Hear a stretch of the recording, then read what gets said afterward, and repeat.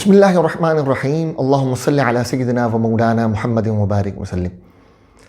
नमाज तरावी, औरतों की नमाज तरावी के मुताल्लिक़ चंद बातें मैं अर्ज़ करूँगा। अव्वलन, बेशुमार औरतें ये समझती हैं कि तरावी की नमाज सिर्फ़ मर्दों पर सुन्नत मुअक्कदा है, औरतों पर नहीं। लिहाजा वो इशा की नमाज़ पढ़कर अपने आप को नमाज़ों से फ़ारिग समझती हैं। याद रखिए कि जिस तरह नमाज तरावी मर्दों पर सुन्नत मुअक्कदा है, इसी तरह औरतों पर भी ये सुन्नत मुअक्कदा है, लाजिम है, इसको पढ़ना चाहिए। ठीक है। अच्छा, इसी तरह ये याद रखिए कि ये भी सवाल आता है कि औरतें के 8 रकात पढ़ेंगी, 12 पढ़ेंगी कि 20। ये भी याद रखिए कि जिस तरह मर्दों पर तरावी की नमाज 20 रकात पढ़ना ज़रूरी है, इसी तरह औरतों पर भी 20 रकात ही पढ़नी है। 8 या 12 नहीं पढ़ेंगी, 20 रकातें पूरी पढ़नी होंगी। ठीक है, ये सुन्नत मुअक्कदा है। अच्छा, अब फिर हर 4 रकात के बाद बैठना होता है, कुछ देर वक्फ़ा करना, ये मुस्तहब है। अब इसमें जो है वो जो नमाज तरावी की जो दुआ है उसका पढ़ना ज़रूरी नहीं है। उसमें बैठकर अल्लाह ताला की हम्द व सना की जाए, सुबहान अल्लाह पढ़ लें, अल्हम्दुलिल्लाह पढ़ लें, दुरूद पाक पढ़ लें।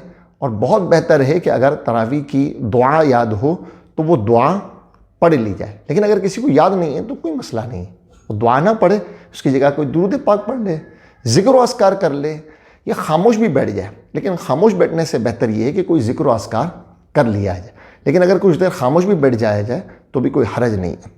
यानी हर 4 रकात के बाद कुछ देर का वक्फ़ा जो है वो ज़रूर दे दिया जाए। अच्छा, इसके बाद अगर औरतें घर में नमाज़ पढ़ रही हैं तो ये भी हो सकता है कि वो 2-2 करके पढ़ेंगी, ज़्यादा अफजल है। अगर 4-4 करके भी पढ़ेंगी तब भी उनकी नमाज दुरुस्त है। मर्द भी इस तरह कर सकते हैं, 4 रकात अगर पढ़ेंगे तो उनकी भी नमाज दुरुस्त है। लेकिन अफजल यही है कि 2-2 करके पढ़ी जाए। अच्छा, इसी तरह यह मसला भी जहन में रखें कि तरावी की नमाज बैठकर पढ़नी है या खड़े होकर। तो याद रखिए कि जो फ़र्ज़ नमाज है, जैसे फ़जर की 2 रकात, ज़ोहर की 4 रकात, असर की 4 रकात, मगरिब की 3 रकात और इशा की 4 रकात, और इशा की वितर और फ़जर की सुन्नत मुअक्कदा, ये खड़े होकर पढ़ना फ़र्ज़ है।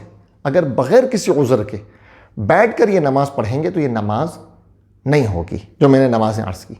इसके अलावा जो नमाज़ें हैं अगर वो बैठकर भी पढ़ी तो हो जाएंगी, लेकिन अफजल और बेहतर यही है कि वो नमाज़ें भी खड़े होकर ही पढ़ी जाएं।